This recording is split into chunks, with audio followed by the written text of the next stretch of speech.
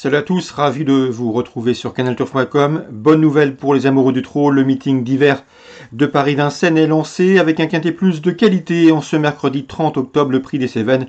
Une épreuve où on retrouve des trotteurs de tout premier plan dans la course. J'en veux pour preuve la présence numéro 12 Klingem. Vous le connaissez, c'est un petit champion. Le cheval a certes été disqualifié alors qu'il avait pratiquement course gagnée dans le prix d'été. Mais à part ce faux pas, à part ces disqualifications, eh bien, il n'a jamais terminé plus loin que 3e depuis le mois de décembre 2017. Mieux encore, il a couru 15 quintés, il en a rapporté 12. À mon avis, il peut améliorer ce score dans ce prix des Cévennes. Le 12 Klingem, c'est un cheval de classe. Il devra en apporter la démonstration ici. On lui posera le numéro 4 dans cette compétition. C'est Détroit Castelet, autre cheval de premier plan qui a déjà côtoyé les meilleurs de sa promotion. Il reste sur une victoire lavalloise, preuve de sa bonne forme. Il avait terminé 3e également du prix René Vallière au mois de juin. À mon avis, dans ce lot, il doit pouvoir terminer sur le podium. Le 13, Cara Williams, a terminé 2e de cette course, est en train de faire aussi bien cette année, lui qui vient de se classer 3e sur ce tracé au mois d'octobre. Le 11, Bayakeno, autre jument de classe. N'oubliez pas qu'elle a pris la 2e place du prix d'été. Elle a également effectué une campagne européenne de toute beauté. Elle a régulièrement pris des places au plus haut niveau en Scandinavie. Certes, elle a été qualifiée dernièrement de Outre-Atlantique à Yonkers, mais il faut la racheter, elle retrouve Vincennes avec des ambitions. Le 10, c'est Tonegio, un cheval qui peut se targuer d'avoir déjà battu le champion Aubryon du Gers, c'est le regretté Aubryon du Gers. C'est à l'occasion d'un groupe 2 dans le prix Chambon-P. Le cheval a également battu Bold Eagle à l'occasion d'un groupe disputé au Croisé-la-Roche plus récemment. C'est un cheval qui sait finir vite, gare à sa fin de course. Le 9, Buxy Malone est en forme. Il vient de s'imposer dans une épreuve de longue haleine, le prix de la ville de Caen. C'est un cheval dur à l'effort. Ici, l'opposition est plus relevée, mais une place peut lui revenir. Pour les accessites, j'ai également retenu le 6, Andy Liard, a priori barré pour le succès. Mais le cheval compte déjà 4 places et autant de victoires en 11 quintés courus. Il possède en 1-11-7 le meilleur chrono du peloton sur ce parcours. On se méfiera également du numéro 8 Davidson Dupont. Ses objectifs sont ailleurs. Mais attention, c'est un cheval de classe, 4e du dernier prix d'Amérique, 2e du prix de sélection. Il a ensuite été volontairement mis de côté en vue de ce meeting d'hiver. Il monte en puissance. Il vient de faire sa rentrée, à mon avis. Il peut prendre une 5e place. Il faut commencer à le suivre vu son potentiel. Résumé chiffré, 12, 4, 13 pour les bases. Ensuite, le 11, le 10, le 9, le 6 et le numéro 8, Davidson Dupont.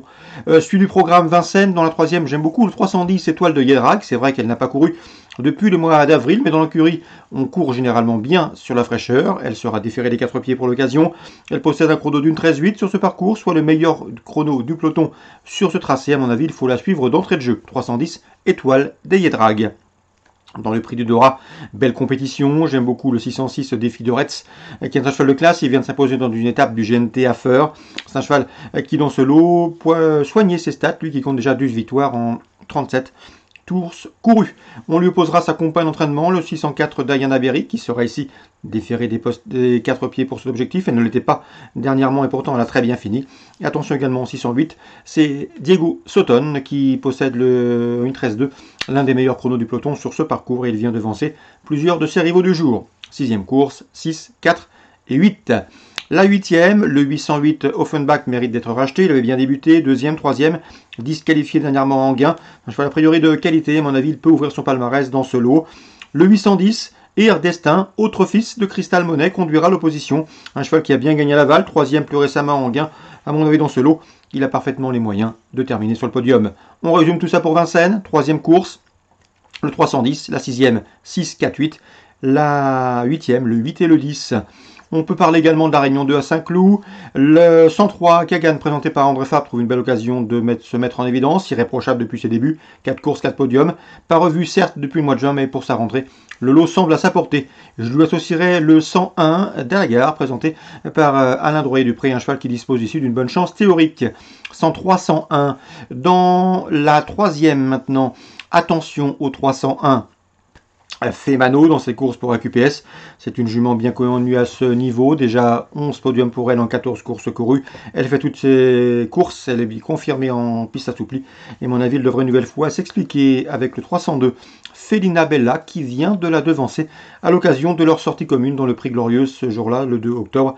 Ils n'étaient séparés que d'une courte tête, donc a priori, elle devrait pouvoir confirmer 301, 302. Attention également au 307, Enza de From, 3e de cette course référence Prix Glorieuse, à Fontainebleau en début de mois. Dans la 4e, le 403 One Foot Eleven fait face à un engagement intéressant. Pierre Brandt lui a déniché une course sur mesure. Le cheval décevrait en ne luttant pas pour les premières places. Je lui associerai le 401 Sarandam, qui aura pour lui sa forme. Il vient de se classer 2e d'un quintet à Paris-Longchamp, mais c'est également son aptitude au terrain lourd, c'est un plus en cette fin de saison. 403, 401. Concernant Pornichet et Réunion 4, petit mot sur le 401 Méandro, c'est le double tenant de titre dans ce handicap. Il retrouve une valeur quasi équivalente à celle qui lui ont permis de s'imposer lors des 2 dernières éditions.